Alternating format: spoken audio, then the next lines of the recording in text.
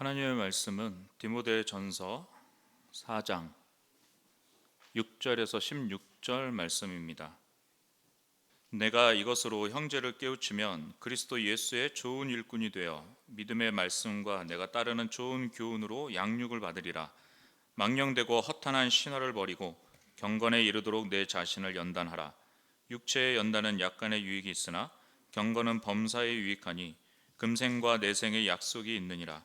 미쁘다 이 말이여 모든 사람들이 받을 만하도다.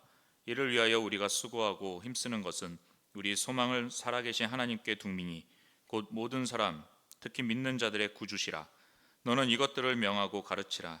누구든지 내 연소함을 업신여기지 못하게 하고 오직 말과 행실과 사랑과 믿음과 정절에 있어서 믿는 자에게 본이 되어 내가 이를 때까지 읽는 것과 권하는 것과 가르치는 것에 전념하라.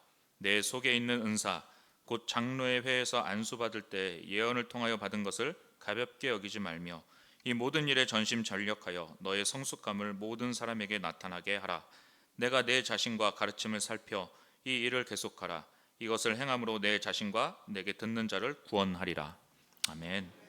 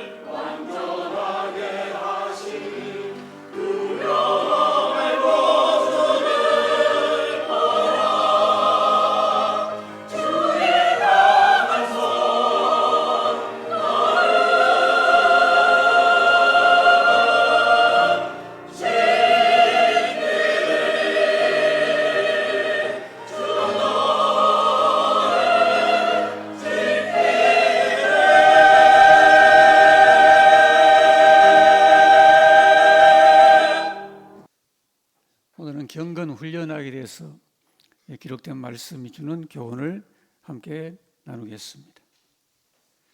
성경에는 우리 신앙인들을 비유를 하기를 운동 경기 선수의 비유를 합니다. 그리고 또 전투에 출전하는 군인으로 비유를 하기도 합니다.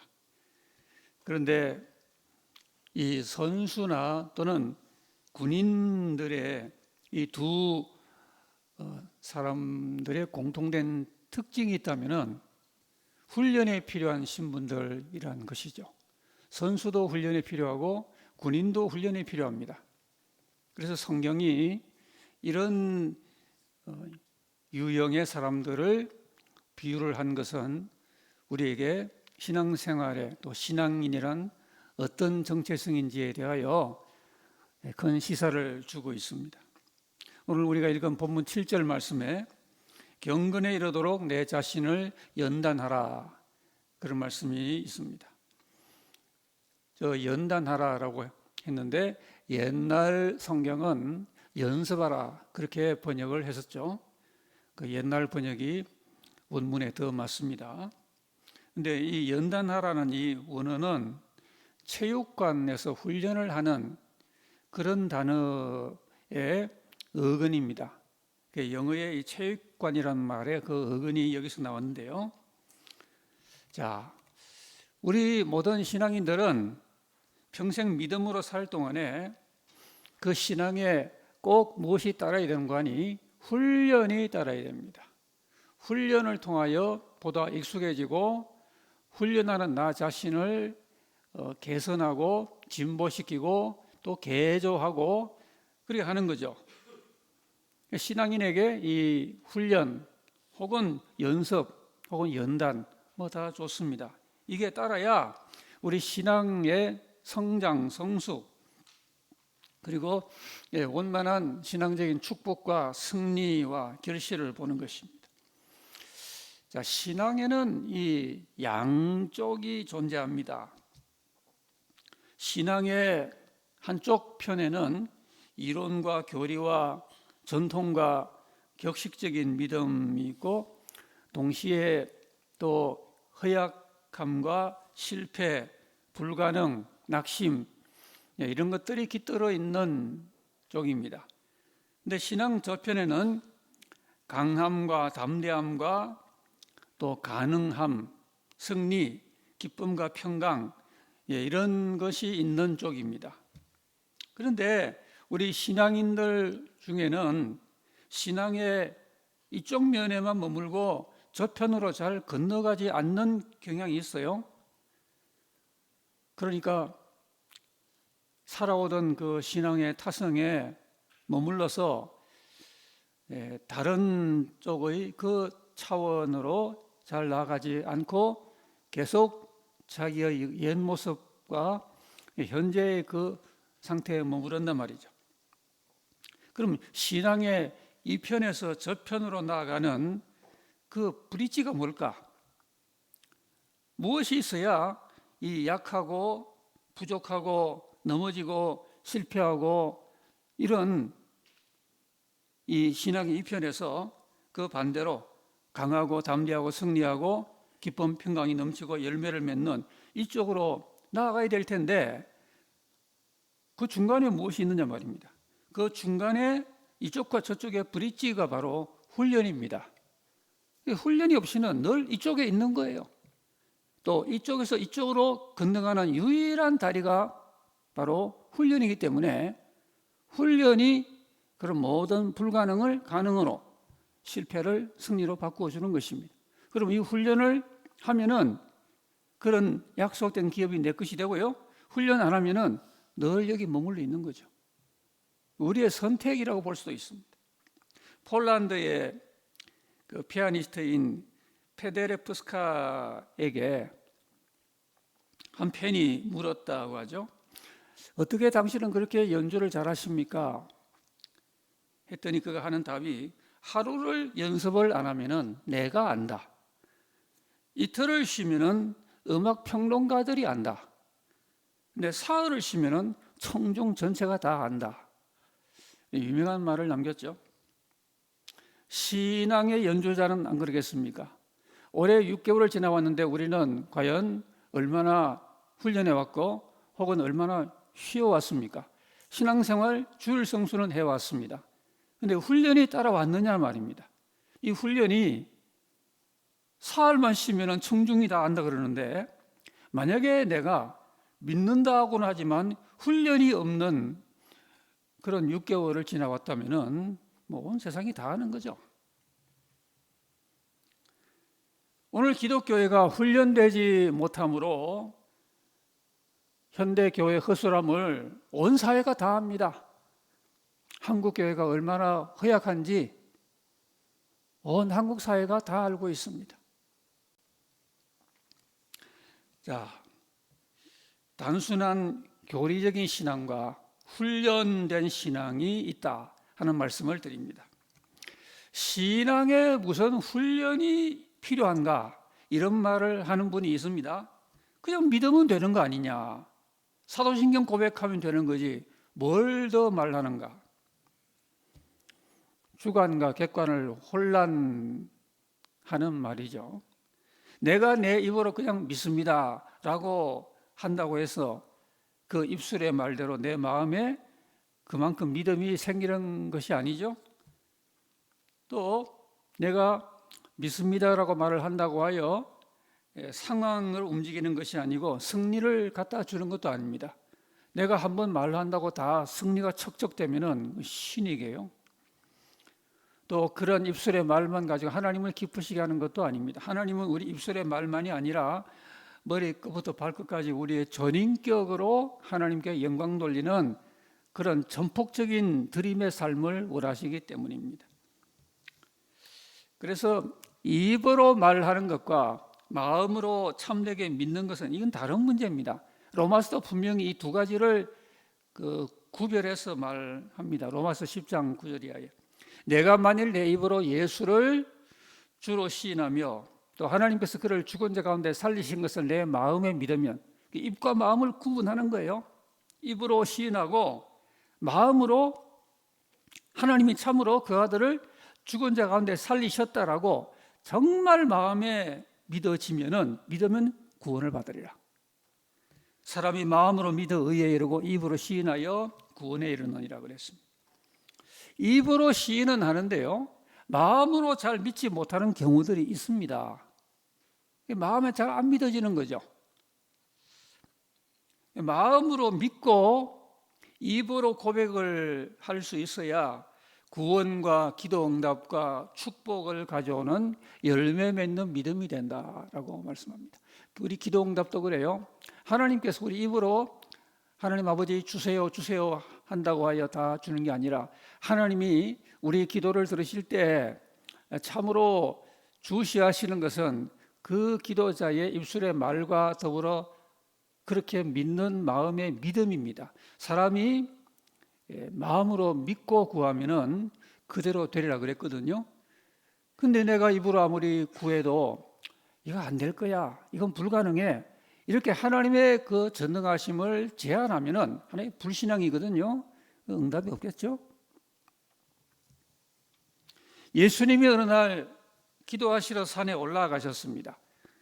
그리고 제자들은 배를 타고 건너편으로 가는데 그 바다 한복판에서 바람이 세차게 불어와서 물결로 고난을 겪습니다. 그런데 놀라운 광경이 일어납니다.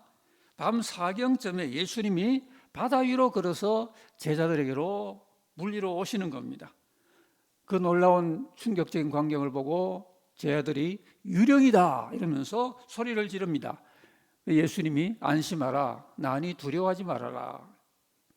그런데 그 베드로가 평소에 말을 쉽게 하는 그런 성향이 있죠. 이 베드로가 하기를 주님이시면은 저를 물 위로 걸어오게 하소서라는 이런 대담한 말을 합니다. 근데 주님이 와라 하니까 베드로가 참 놀랍게도 물에서 자기의 발을 내딛고 물 위를 걸어 몇 발자국을 건너갑니다. 근데 문제는 그 다음입니다. 입으로 예수님에게 물 위로 걸어오라고 나를 명하소서라고 하긴 했지만 그 결과 몇 발자국을 바다 위로 걸어가긴 했지만은 그러나 베드로에게 준비된 마음의 믿음이 그렇게 탄탄하지를 못했습니다. 조금 가다가 예수님만 뚫어지게 바라보고 그렇게 믿음으로 갔다면은 아마 예수님 곁에까지 무리를 걷는 인류 최초의 예수님을 제외한 기적의 사람이 되었을 겁니다. 그런데 몇 발짝 가지 못하여 바람을 보고 무서워하면서 그의 발이 바다에 빠져 들어갑니다. 주님이 즉시 손을 내밀으시면서 그를 붙잡아 주시고 믿음이 작은 자여 왜 의심하였느냐? 왜 의심하였느냐? 그러십니다. 이 믿음이 작은 자라는 말은 그 원문에 올리고 비스테라는 말인데 이 올리고란 말은 작다라는 뜻이에요. 베드로의 믿음은 올리고 믿음이다 그런 말이에요. 의심하는 믿음을 말합니다. 안 믿는 건 아닌데 믿기는 믿는데 올리고 믿음이에요.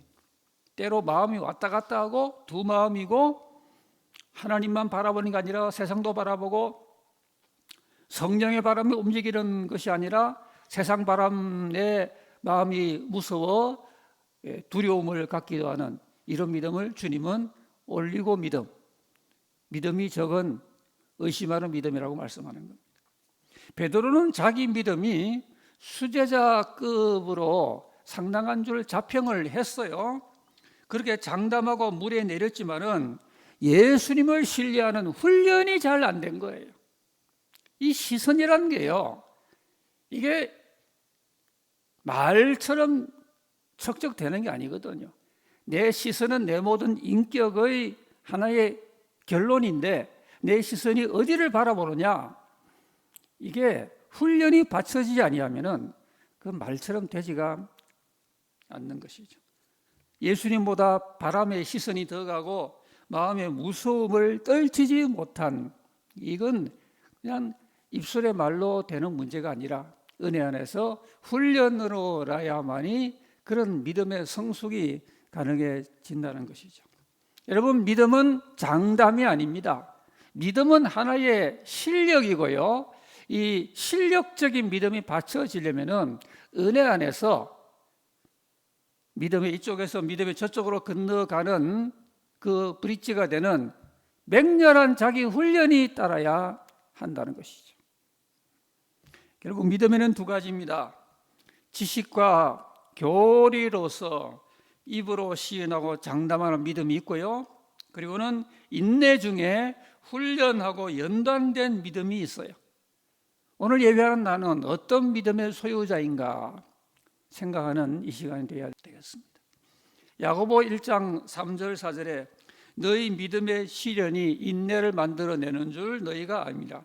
인내를 온전히 이루라. 이는 너희로 온전하고 구비하여 조금도 부족함이 없게 하려 함이라 그랬습니다.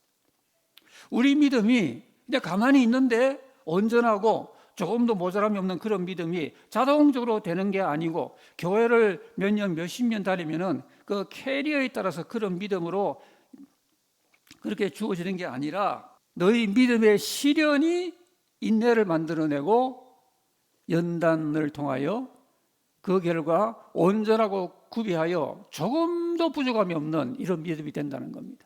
그러니까 우리의 온전한 믿음은요, 이건 책상에서 되는 문제도 아니고 우리 성경 공부하는 어떤 둘러앉은 그 셀그룹의 현장에서 되는 게 아니고 거기서는 이론과 어떤 그 말씀의 지식을 확인하는 것이고요. 실제로 저와 여러분의 믿음이 온전하게 되는 것은 시련이라고 말했는데 결국 이 고난 가운데 인내 가운데 깨지고 부러지고 그러면서 우리의 믿음이 훈련과 연단 중에, 그래서 내 부족함이 무엇이고 내가 더 채워야 될 게 무엇인지 나도 알고 주님이 아시는 가운데 내가 그 훈련 가운데 지속적으로 나를 드리게 될 때 그때 우리의 믿음도 우리 신앙 인격도 온전하고 구비하여 조금도 부족함이 없는 그런 실전적 믿음의 성숙으로 나아갈 수가 있게 되는 것입니다. 여러분, 우리가 제3 생각해 볼 점은 내 믿음에 훈련이 있는가?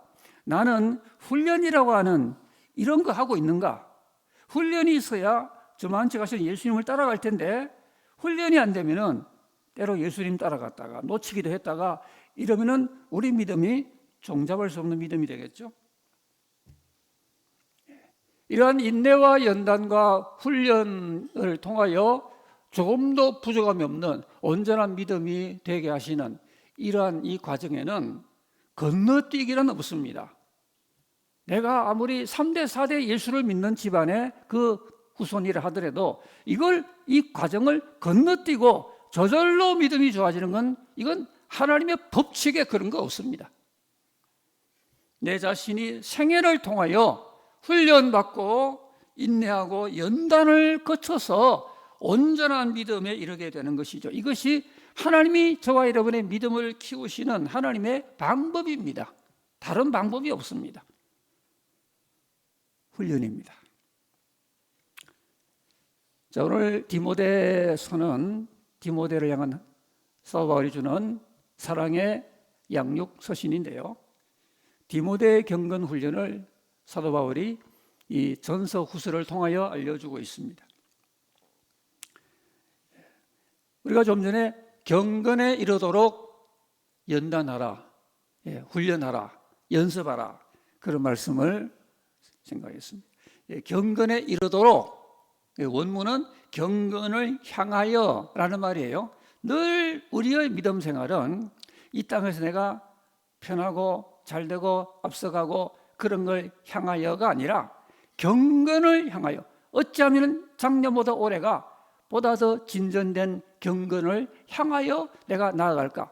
자나깨나 경건을 향하여 하나님을 더 잘 경외하고 예수님 더 잘 사랑하고 하나님의 뜻과 진리를 더 잘 깨닫고 이런 경건을 향하여 하나님의 그 말씀과 약속 안에서 내 자신을 잘 부인하고 그리고 우리 주님을 기쁘시게 하는 이런 믿음 생활이 보다 원만하게 잘 되어가는 그 표대를 향하여라는 것입니다. 경건을 향하여.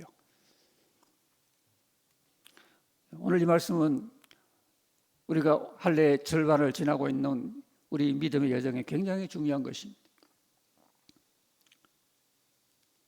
경건이란 결국 하나님을 경외하는 도를 뜻하는데요. 이 경건이 우리에게 주어졌다라는 것이 참 중요한 것입니다. 그 말은 하나님께서 하나님의 그 나라에 간직되어 있는 그 경건이란 것을 죄 많은 우리에게 허락을 해 주었단 말입니다. 여러분, 이 경건을 누가 가지겠습니까? 이 세상에 그 어떤 다른 존재가 아니라 하나님을 아버지로 믿고 예수님을 구주로 믿고 나아가는 우리에게 이 경건이 주어졌다. 얼마나 놀라운 은사인지 모릅니다. 하나님께서 너희들은 죄인이니까 경건 같은 거 추구할 가치도 없어. 그래서 경건 모르고 살아. 이렇게 하시는 게 아니라 우리에게 천사도 흠모할 만한 하나님을 닮아가는 이 경건을 배울 기회가 너희에게 주어졌느니라 하고 기회를 주신다는 게 얼마나 감사합니까? 베드로후서 1장에서 그의 신기한 능력으로 생명과 경건에 속한 모든 것을 우리에게 주셨다 그랬습니다. 그렇기 때문에 우리가 믿음 생활이 10년, 20년 쌓여나가면은 이 경건이 우리 영성과 속사람에 자리 잡아야 되겠습니다. 누가 보더라도 하나님의 경건이 묵지여하게 그 사람의 그 속사람과 인격을 주장해서 말 한마디를 해도 경건한 말이 나오고 세상을 바라보도 경건한 시선을 갖고 바라보고 하나님을 경외하고 예배해도 경건한 마음으로 하나님을 앙망하고 이 경건이 자리 잡힌 사람은 오늘 말씀에 나와 있는 것처럼 범사에 유익하다 그랬습니다. 오늘 본문에 육체 연습은 약간의 유익이 있으나 아마 바울 사도가 옛날 그 경기장에서 올림픽에 출전하는 사람들이 뭐 씨름 같은 거, 격투 이런 걸 연습하는 걸 아마 그 체육관에서 봤던 것 같아요. 그러니까 육체의 그런 연습도 약간의 유익이 있다. 그러니까 우리들이 이 육체 연습, 그 요즘 운동을 많이 강조하잖아요. 이 운동이나 이런 걸 통하여 우리 육체를 연습하는 것도 약간의 유익이 있어요. 성경은 뭐 그렇다고 대단한 유익이 있다고 하지 않고요. 우리가 뭐 운동도 하고 이렇게 엑서사이즈를 하는 게 약간 유익이 있다. 유익이 없는 건 아니에요. 우리가 이런 것도 해야 되는 거죠. 그런데 그와 비교할 수 없는 유익이 뭡니까? 육체 연습은 약간의 유익이 있지만 경건은 범사에 유익하니 금생과 내생의 약속이더니라. 지금도 나에게 유익하고 하나님 나라 가는 데도 유익한 게 바로 경건이단 말입니다. 세상에 운동 열심히 하고 하는 건 약간의 유익이 있지만 그거 많이 한다고 운동선수가 천국 가는 거 아니에요. 경건의 훈련이 되어야 천국 가는 데 보탬이 된단 말입니다. 여러분, 만약에 우리가 교회에서 오랜 교회 생활을 하고 심지어 교회 봉사를 많이 한다 하더라도 그 교회 봉사에만 젖어 있지 경건의 훈련을 하지 아니하면은, 예수님은 저만치 가시는 나는 이만치 따라가지 못하면은 어떻게 천국 길을 동행을 할까요? 어떻게 경건 훈련이 없는데 천국 간다고 구원의 확신을 말할 수가 있겠습니까? 그러므로 신자 개인이나 혹은 여러분 수련회 같은 교회의 모든 수련은 경건을 향한 수련이어야 합니다. 단순한 성경 지식이나 기독교 문화나 전통 체험이나 그런 것이 우리 교회의 수련의 주된 제목은 아닙니다. 이런 것은 하나의 양념일 뿐이지 우리가 여러분 수련회나 또는 평소의 교회 생활에 주된 우리의 역점을 두어야 될 수련회의 제목은 그런 거 아닙니다.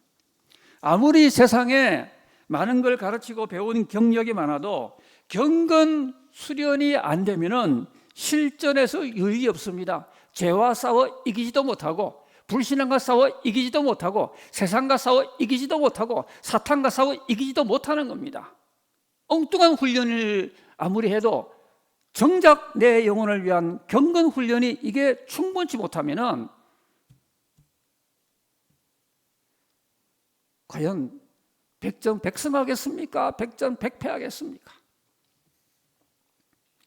오늘 21세기 최고의 인생 경쟁력은 바로 여기 있습니다.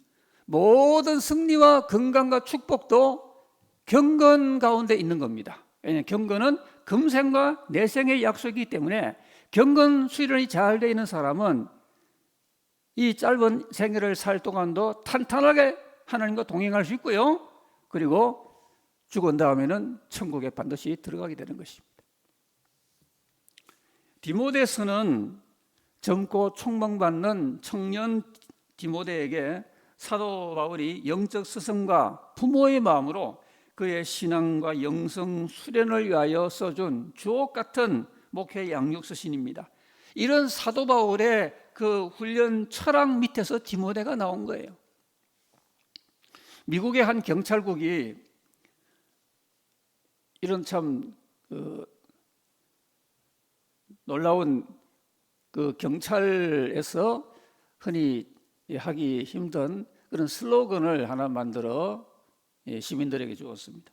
그 제목은 못된 자녀를 만드는 10가지 비결, 그런 건데요. 그 소개를 해드릴게요. 1번은 어려서부터 자녀가 갖고 싶어하는 건 뭐든지 다 주어라.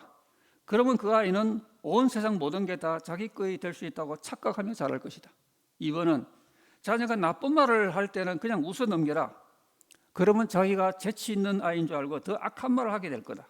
3번, 신앙적으로 도덕적으로 어떤 교육이나 훈련도 시키지 말고 놔둬라. 그러면 그 아이에게 고상함은 다 사라지고 동물적인 본능만 나타날 것이다. 4번은 아이가 잘못된 은행을 해도 책망하지 말아라. 그러면은 커서 자동차를 훔치고 교도소에 갇혀서 사회로부터 책망을 받게 될 것이다.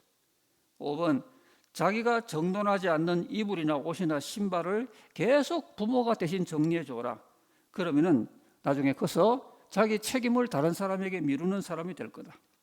그 다음에는 6번, 텔레비전이나 어떤 것이든지 마음대로 보게 하여라. 그러면 그 마음은 쓰레기통이 될 것이다. 7번, 자녀 앞에서 자주 부모가 싸워라. 그러면 다음에 그들의 가정이 깨져도 당연한 것으로 여길 것이다.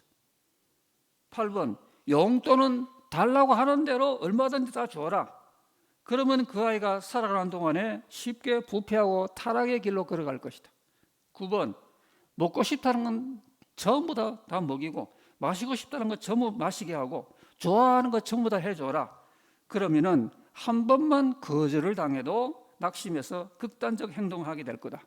마지막 10번째는 자녀가 교사나 경찰이나 성직자의 의견과 대립할 때는 언제나 아이의 편이 되어줘라. 그러면은 건전한 온 사회가 그 아이의 적이 될 것이다. 미국 휴스턴 경찰국에서 시민들에게 준 하나의 슬로건인데요, 참 철학이 있는 경찰서 같아요. 부모가 아이를 낳은 다음에 훈련을 해야 제대로 부모다, 그런 말이죠. 오늘 이 본문은 사도가 당시 이 디모데에게 제시한 경건 훈련을 우리에게 제목으로, 훈련 과목으로 주고 있는데요, 참 우리가 이러한 이 과목들을 그 제목만이라도 잘 마음에 둘 필요가 있습니다. 망령되고 허탄한 신화를 버리고, 그리고 경건하도록 자신을 연습해라 그랬습니다. 신화라는 건요, 경건 수련에는 도움이 전혀 못 되는 겁니다. 이 신기루 같은 이 세상의 호기심과 야심을 부추기면서 신앙적인 유익이나 그런 경건에 도움이 되지 않는 세상적인 지식과 정보, 가치, 권세, 명예, 유행에 이런 허상을 두고 신화라 그럽니다. 현대는 신화의 대량 제조 발굴의 시대입니다.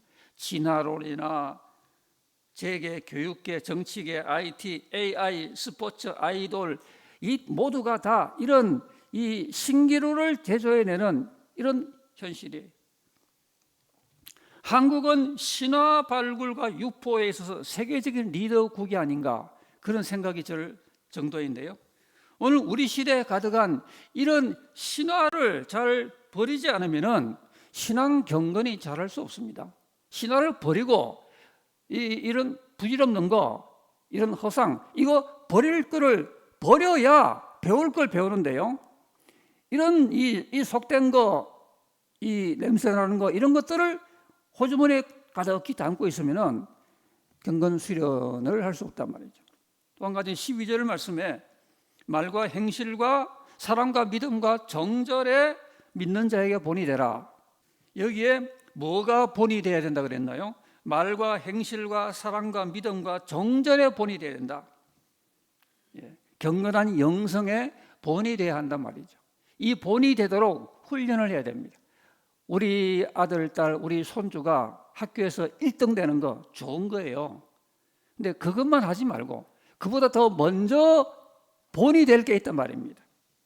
말과 행실과 사랑과 믿음과 정절에서 우리 자녀가, 우리 손주가 본이 돼야지, 세상 공부 1등하면 그것만 가지고 뭐 하겠습니까?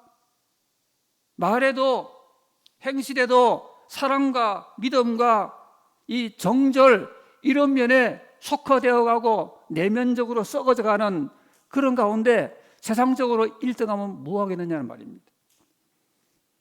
오늘 이 경건의 영성의 본이 되는 이러한 표대를 갖고 있어야 육신과 세상과 사탄과 싸워 이기는 경건과 영성의 소유자가 되는 것이죠. 그리고 13절 말씀에는 또 바울 사도가 디모데에게 훈련 과목으로 주고 있는 중요한 것, 내가 이럴 때까지 읽는 것과 권하는 것과 가르치는 것에 전념하여라. 왜 디모데만 이러겠습니까? 우리 모두도 이거 뭘 읽는 것과 가르치는 게 이게 뭘 하자는 말입니까? 성경이죠. 우리 성경학교가 한창 진행이 되는데요, 양념되는 거 그거 좀 하십시오.